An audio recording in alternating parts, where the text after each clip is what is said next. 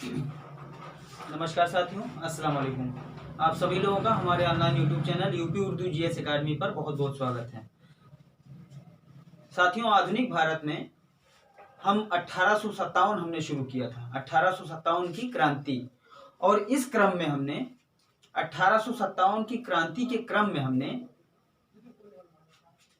जो अलग अलग आंदोलन हुए थे, अलग अलग जो हिंसक घटनाएं शुरू हो गई थी, उन सभी घटनाओं को हमने क्रम से लिखवा दिया था। दिल्ली में, कानपुर में, लखनऊ में, झांसी में, इलाहाबाद में हमने एक लिस्ट आपको लिखवा दिया था, मुझे ध्यान है। और हमने यह भी बता दिया था कि दिल्ली में सबसे पहले क्या हुआ कि जो विद्रोही थे, पैदल छावनी जो सेना थी, सैनिक थे, वो दिल्ली जब पहुंच गए तो उन्होंने वहां दिल्ली पर कब्जा कर लिया। जो भी अंग्रेजी सैनिक थे, और वहां के एक जनरल थे, जनरल निकलसन, उनको मार डाला और दिल्ली पर कब्जा कर लिया। और जो बहादुर शाह जफर द्वितीय थे, उस समय के मुगल बादशाह, उनको गद्दी पर बैठाया, उनको अपना अगुआ माना और उनके नेतृत्व में, उन्हीं के नेतृत्व में दिल्ली में जब हुआ तो उन्हीं के नेतृत्व में, बहादुर शाह जफर के नेतृत्व में ये जो है विद्रोह हुआ, ये घटना हुई। तो दिल्ली पर जब कब्जा कर लिया, निकलसन को मार डाला और बहादुर शाह जफर को अगुआकार बनाया, नेतृत्वकर्ता बनाया, तो बहादुर शाह जफर ने बख्त खां को अपना जो है लड़ाई करने वाला, मतलब लड़ने के लिए, किसको? बख्त खां को। और बख्त खां को जो है एक नाम से उपाधि भी दी, साहिबे आलम जफर के नाम से। तो बहादुर शाह जफर की तरफ से बहादुर खां लड़ रहे थे, नेतृत्वकर्ता बहादुर शाह जफर को ही कहा जाएगा। उन्होंने ही बख्त खां को जो है लड़ने के लिए अपना जो है सेनापति समझ लीजिए बनाया था। उसके बाद जब निकलसन मार डाला गया तो फिर हडसन सॉरी साथियों,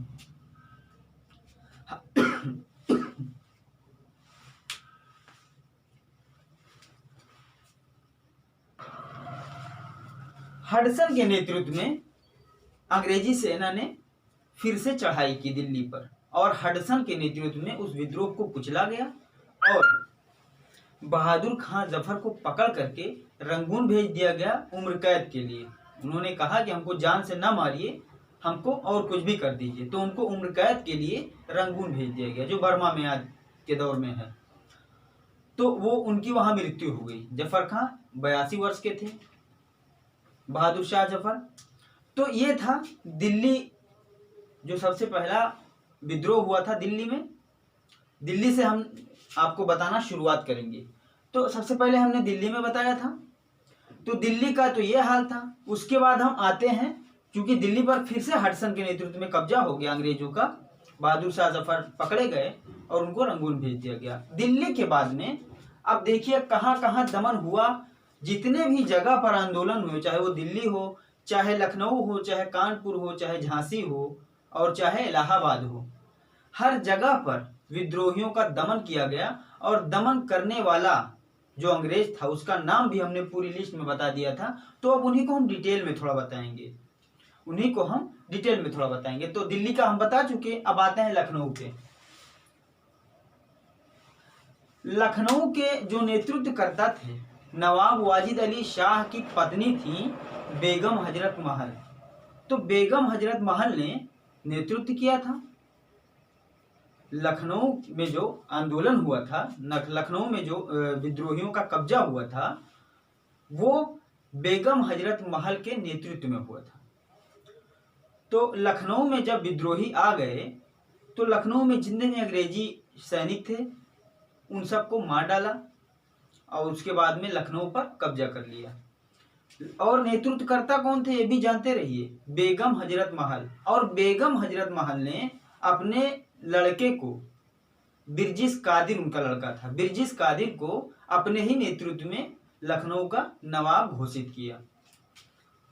धीरे धीरे जून के अंत तक विद्रोहियों ने पूरे अवध पर कब्जा कर लिया। जो भी सैनिक थे अंग्रेजी, उनको मार डाला और पूरे अवध पर कब्जा कर लिया, लखनऊ सहित। उसके बाद में यहाँ का दमन जब होना हुआ तो सुनिए कब हुआ लखनऊ का दमन, कैंपबेल के नेतृत्व में। कब? मार्च 1858 में। मार्च 1858 में कैंपबेल के नेतृत्व में अंग्रेजी सेना ने लखनऊ पर आक्रमण कर दिया। आक्रमण कर दिया, सारे विद्रोही पकड़े गए, सारे विद्रोहियों को जेल में डाल दिया गया, और जो बेगम हजरत महल थी वो जेल जाने के डर से या अपने जान गंवाने के डर से वो नेपाल भाग गई। नेपाल भाग गई वो। तो इस तरह से लखनऊ का दमन, लखनऊ के विद्रोहियों का दमन कैंपबेल के नेतृत्व में हुआ था। कब हुआ था? मार्च 1858 में। तो इन सब चीजों को ध्यान में रखिएगा आप। मार्च 1858 में कैंपबेल के नेतृत्व में लखनऊ के विद्रोहियों का दमन किया गया। यहाँ जो विद्रोही आए थे, कब्जा कर लिए थे, उनका दमन किया गया। उसी क्रम में कानपुर में भी आंदोलन हुआ था। हमने आपको लिस्ट में बताया था, पूरी लिस्ट हमने बना दी थी। कानपुर में नाना साहब, नेतृत्वकर्ता कौन थे? नाना साहब, और उनके साथ में थे तात्या टोपे।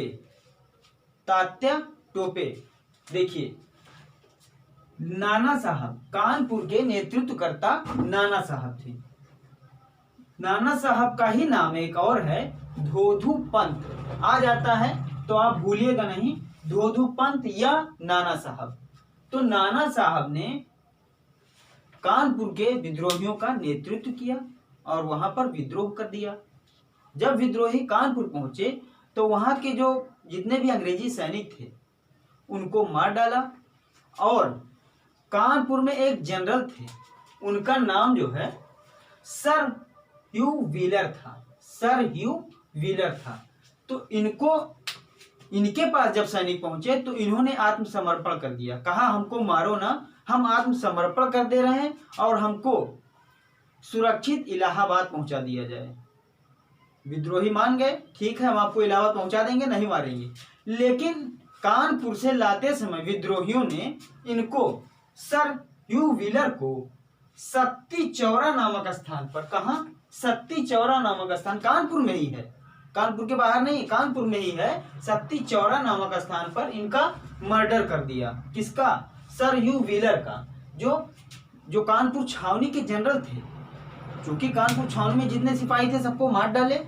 इन्होंने आत्मसमर्पण कर दिया था और ये कहा था कि हमको सुरक्षित इलाहाबाद पहुंचा दिया जाए। तो विद्रोहियों ने कहा कि ठीक है हम पहुंचा देंगे। तो इनको पहुंचाने की बजाय रास्ते में ही कानपुर से जैसे निकले तो वहीं सत्ती चौरा नामक स्थान है कानपुर में ही, वहीं पर इनको मार डाला विद्रोहियों ने। अच्छा, जो नाना साहब थे उनके साथ में पांडुरंग भी थे, मतलब रामचंद्र पांडुरंग। इन्हीं का नाम तात्या टोपे है। तात्या टोपे इन्हीं का नाम है। या तो इनको तात्या टोपे कहिए या तो रामचंद्र पांडुरंग कहिए, और नाना साहब को या तो आप नाना साहब कहिए या तो धोधू पंत कहिए। तो यही मेन जो मुख्य नेतृत्व करता थे नाना साहब और तात्या टोपे, ठीक, यानी धोधू पंत और रामचंद्र पांडुरंग। तो इन्होंने ही जिम्मेदारी ली थी वहां नेतृत्व करने की और लड़ने की। तो कानपुर में विद्रोहियों ने जब कब्जा कर लिया, अंग्रेजी सैनिकों को मार डाला और सर ह्यू व्हीलर को आत्मसमर्पण करवाया और इनको इलाहाबाद छोड़ने के बहाने इनको भी मार डाला सत्ती चौरा नामक स्थान पर कानपुर में। पूछ लिया जा सकता है। अच्छा, उसके बाद क्या हुआ? जब कब्जा हो गया कानपुर में विद्रोहियों का, तब दिसंबर 1858 में कैंपबेल के नेतृत्व में, लखनऊ में भी वही कैंपबेल था और कानपुर में भी वही कैंपबेल था। तो अब कैंपबेल में आप बिल्कुल कंफ्यूजन ना होइएगा, क्योंकि एक ही कैंपबेल है दोनों जगह। यहां भी कैंपबेल है और कानपुर में भी कैंपबेल है। लेकिन यहां मार्च 1858 की बात हुई थी। लखनऊ में मार्च 1858 में कैंपबेल ने विद्रोहियों का दमन किया था, लेकिन कानपुर में दिसंबर 1858 में कैंपबेल ने विद्रोहियों का दमन किया था। तो दिसंबर 1858 में कैंपबेल के नेतृत्व में कानपुर में अंग्रेजों ने फिर चढ़ाई कर दी, सारे विद्रोहियों को पकड़ लिया गया, उनको जेल भेज दिया गया। लेकिन जो नाना साहब जो थे वो नेपाल भाग गए मौत की डर से। नाना साहब नेपाल भाग गए, ध्यान में रखिएगा एक एक बात। नाना साहब नेपाल भाग गए और जो तात्या टोपे थे यानी रामचंद्र पांडुरंग, जो तात्या टोपे थे उनको अंग्रेजों ने पकड़ लिया, जेल भेज दिया। अंततः इनको फांसी दे दी गई, तात्या टोपे को फांसी दे दी गई। नाना साहब निकल लिए नेपाल। इसी तरह से बेगम हजरत महल निकल ली थी नेपाल। तो ये आपने देखा कि दिल्ली का दमन कैसे हुआ विद्रोहियों का, लखनऊ के विद्रोहियों का दमन कैसे हुआ, और कानपुर के विद्रोहियों का दमन कैसे हुआ। दिल्ली में हडसन ने विद्रोहियों का दमन किया था। कानपुर में कैंपबेल ने विद्रोहियों का दमन किया था। लखनऊ में भी कैंपबेल ने विद्रोहियों का दमन किया था। और सबका हश्र क्या हुआ आपने देखा। लखनऊ के बेगम हजरत महल ने रास्ता नाप लिया कहाँ का, नेपाल का। कानपुर के नाना साहब ने रास्ता नाप लिया नेपाल का। और वहीं दिल्ली के जो है बहादुर शाह जफर थे, उनको भेज दिया गया रंगून। उनकी मृत्यु वहीं हो गई, क्योंकि वो वैसे भी बूढ़े थे, 82 वर्ष के थे। तो ये था दिल्ली, लखनऊ और कानपुर का दमन। अब आगे चलते हैं झांसी। झांसी आपको लिए चलेंगे और झांसी की मुख्य बातें आपको हम बताएंगे। झांसी आपको ले चल रहे हैं और झांसी की मुख्य बातें आपको बताएंगे कि कैसे क्या हुआ था, कौन से जनरल ने वहां के विद्रोहियों का दमन किया। झांसी आपको ले चलेंगे साथियों, बस देखते रहिए झांसी। अब आपको हम झांसी ले चलेंगे।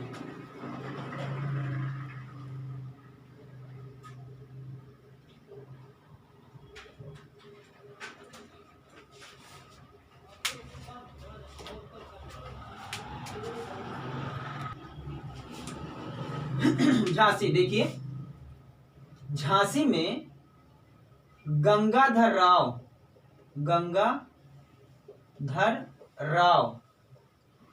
की विधवा पत्नी, एक एक चीज समझते रहिए। गंगाधर राव की विधवा पत्नी रानी लक्ष्मीबाई।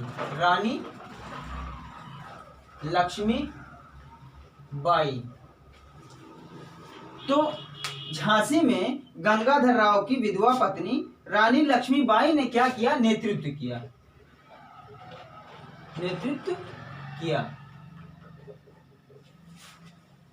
झांसी में गंगाधर राव की विधवा पत्नी रानी लक्ष्मीबाई ने, एक एक चीज ध्यान में रखिएगा, रानी लक्ष्मीबाई ने नेतृत्व किया। और विद्रोहियों का नेतृत्व किया इन्होंने, रानी लक्ष्मीबाई ने। मार्च 1858 में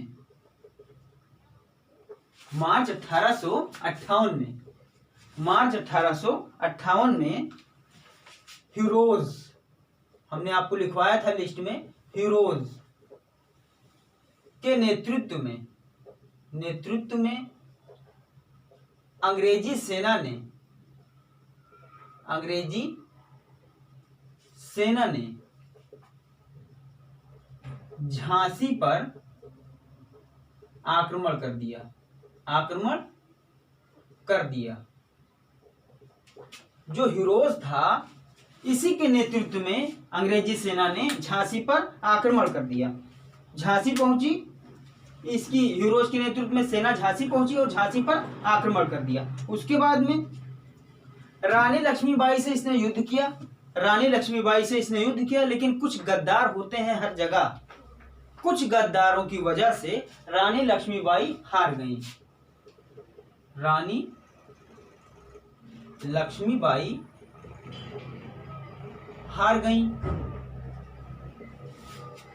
लक्ष्मीबाई बहुत देर तक लड़ी अंग्रेजों के साथ, इस हीरोज की सेना के साथ। लेकिन अंततः कुछ ऐसे गद्दार थे, उनकी वजह से ये हार गई, रानी लक्ष्मीबाई हार गई। और तुरंत जो है झांसी से कहाँ पहुंची, ग्वालियर।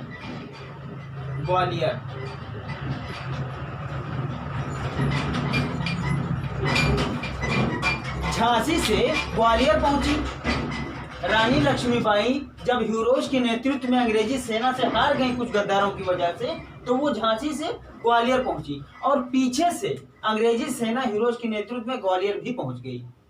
पीछे से जो हीरोज के नेतृत्व में अंग्रेजी सेना थी, वो ग्वालियर भी पहुंच गई। तो जब ग्वालियर पहुंच गई अंग्रेजी सेना, तो ग्वालियर पहुंच करके जब रानी लक्ष्मीबाई ग्वालियर पहुंची थी तो बहुत सारे विद्रोही वहां पर जो थे इनके साथ मिल गए रानी लक्ष्मीबाई के साथ। तो रानी लक्ष्मीबाई के पास एक सेना फिर से तैयार हो गई। जब एक सेना फिर से तैयार हो गई तो हीरोज जो अंग्रेजी सेना का नेतृत्व कर रहा था वो ग्वालियर पीछे से पहुंच गया। तो जब पीछे से वो भी पहुंच गया तो रानी लक्ष्मीबाई की सेना में और हीरोज की सेना में फिर से टक्कर हुआ। एक बार फिर से लड़ाई हुई और लड़ाई बहुत देर तक चली। लड़ाई हुई फिर से और कोटा एवं मोरार के युद्ध में, कोटा एवं मोरार के युद्ध में रानी लक्ष्मीबाई युद्ध करते हुए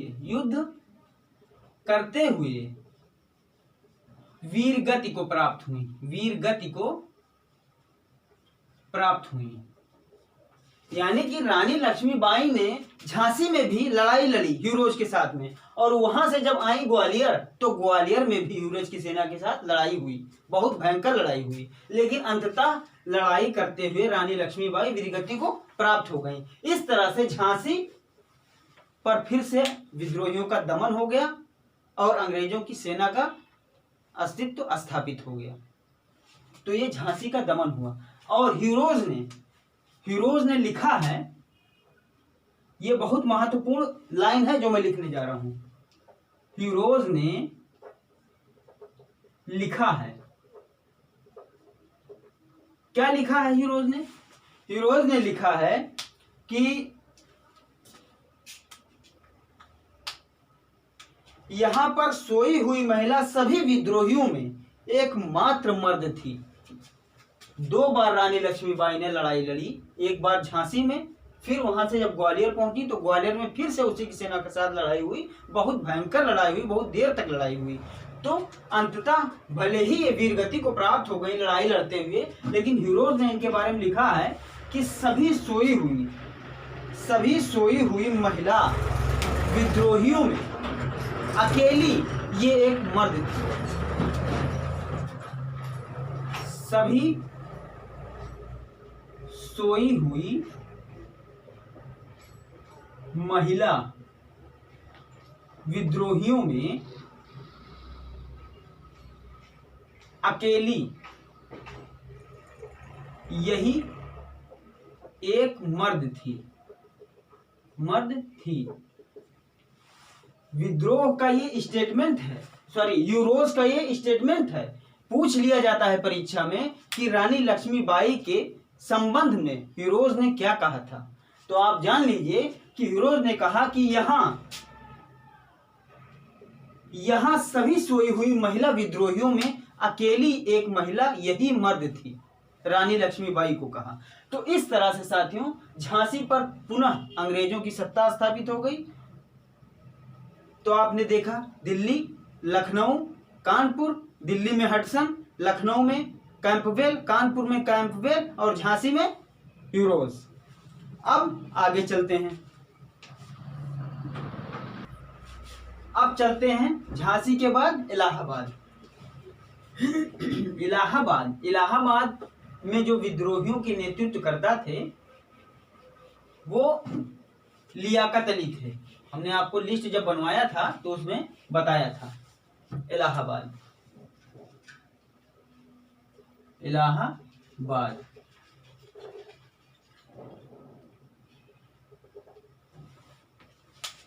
इलाहाबाद में विद्रोह का नेतृत्व कर रहे थे मौलवी लियाकत अली।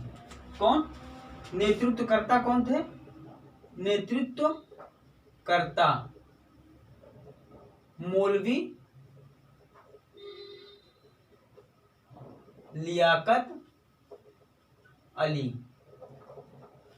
इनको यहां का सूबेदार बनाया गया। सूबेदार बनाया गया।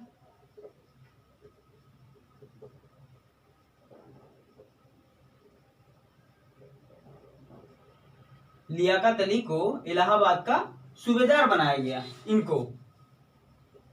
लियाकत अली को इलाहाबाद का सूबेदार बनाया गया। नेतृत्व करता यही था भाई। तो उसके बाद क्या हुआ? जनरल नील जनरल नील के नेतृत्व में अंग्रेजी सेना ने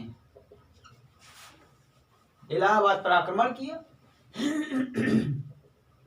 इलाहाबाद पर आक्रमण किया।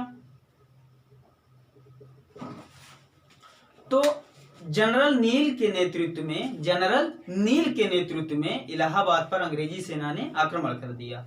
उस समय विद्रोहियों का नेतृत्व कर रहे थे मौलवी लियाकत अली।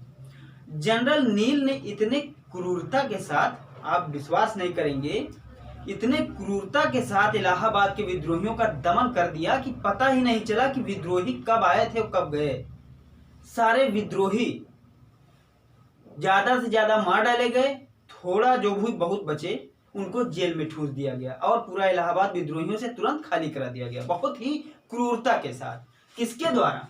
जनरल नील के द्वारा आक्रमण किया और क्रूरता के साथ विद्रोहियों का दमन कर दिया गया। दमन कर दिया गया। तो ये इलाहाबाद की कहानी है। इलाहाबाद में जब विद्रोही पहुंचे, उन्होंने इलाहाबाद में जो भी अंग्रेज रहते थे उनको मारा, उनको पीटा, उनको भगा दिया, ज्यादा से ज्यादा लोगों को मार डाला और फिर इलाहाबाद पर विद्रोहियों ने कब्जा कर लिया। नेतृत्वकर्ता किसको बनाया? लियाकत अली को, मौलवी लियाकत अली को, और इन्हीं को इलाहाबाद का सूबेदार नियुक्त कर दिया, बनाया गया, मौलवी लियाकत अली को। उसके बाद जनरल नील के नेतृत्व में एक अंग्रेजी सेना आई, अंग्रेजी सेना की टुकड़ी आई और इलाहाबाद पर आक्रमण कर दिया। इलाहाबाद पर आक्रमण करने के बाद में बहुत ही क्रूरता के साथ इलाहाबाद के जितने भी विद्रोही थे सबको ज्यादा से ज्यादा, कुछ को मार डाला गया, कुछ को जेल में डाल दिया गया। तो ऐसे हो गया इलाहाबाद के विद्रोहियों का दमन। किसके द्वारा? जनरल नील के द्वारा।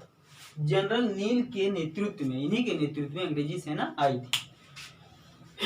अब हम चलते हैं कहाँ? जगदीशपुर, बिहार। जगदीशपुर, बिहार।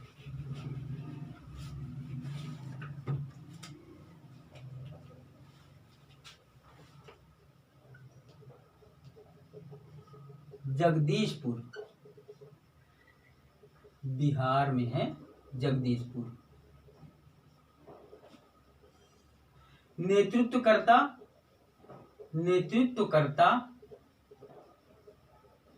कौन थे? बाबू कुंवर सिंह। कौन? बाबू कुंवर सिंह, जो कितने वर्ष के थे? लगभग 80 वर्ष के। वही बहादुर शाह जफर के लगभग हम उम्र, लगभग 80 वर्ष के। लेकिन ये बहादुर बहुत थे। इन्होंने कई बार अंग्रेजी सेना को पटखनी दी, कई बार अंग्रेजी सेना को हराया, कई बार अंग्रेजी सेना से जगदीशपुर के लोगों को न्याय भी दिलाया और सुरक्षित भी बचाया। तो जो बाबू कुंवर सिंह थे, इन्हीं के नेतृत्व में विद्रोहियों ने बिहार पर कब्जा किया और इनको बनाया नेतृत्वकर्ता। ये लगभग थे 80 वर्ष के। ये एक जमींदार थे।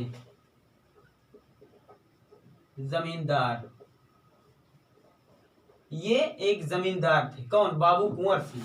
बाबू कुंवर सिंह वहीं के जमींदार थे। इन्होंने पूरे शाहाबाद जिले को अंग्रेजी सेना से, पूरे शाहाबाद जिले को अंग्रेजी सेना से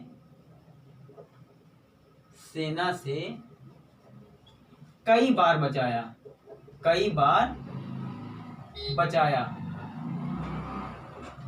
पूरे शाहाबाद जिले को अंग्रेजी सेना से इन्होंने कई बार बचाया, कई बार मुक्ति दिलाई। लेकिन यह स्वयं पराजित नहीं हुए। ये स्वयं पराजित नहीं हुए थे। जो बाबू कुंवर सिंह थे ये स्वयं पराजित नहीं हुए, स्वयं पराजित नहीं हुए। तब कैसे अंग्रेजों ने फिर जगदीशपुर बिहार में कब्जा कर लिया? इनके मृत्यु के बाद। इनकी मृत्यु हो गई, चूंकि ये थे ही 80 वर्ष के। इनकी जब मृत्यु हो गई तो अंग्रेजों ने पूरे शाहाबाद में कब्जा कर लिया। इनके मृत्यु के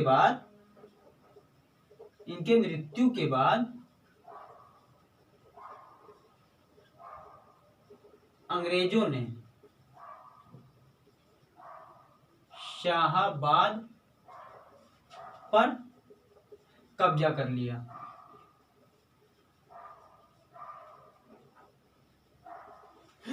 इनके मृत्यु के बाद अंग्रेजों ने शाहाबाद पर कब्जा कर लिया।